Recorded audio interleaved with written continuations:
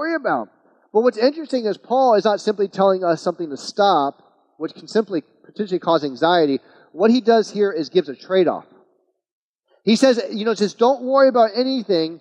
Instead, pray about everything. So he tells us, you're going to stop doing this that you always do, and you're going to start doing something else. Instead of always worrying, always pray.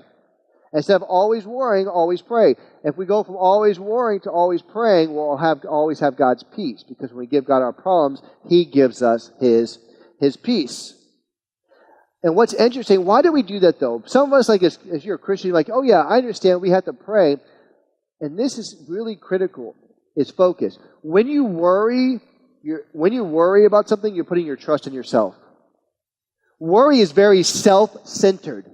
Because you're wondering, how can I deal with this situation? Do I have enough money? Do I have enough wisdom? Are the doctors smart enough? And you're putting trust in yourselves. But when we pray, we're taking the trust from ourselves and we're putting our trust in God.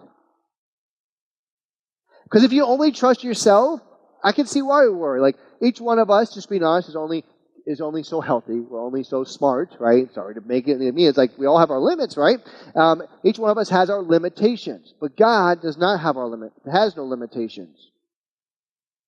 So instead, what we're doing is what He's doing is when we have our problems, we're worries about ourselves. When we pray, our trust is in God, and we're handing over our problems. We're handing over our problems to God, and then God is giving His peace that passes all understanding, because we're trusting in something much, much more powerful than ourselves.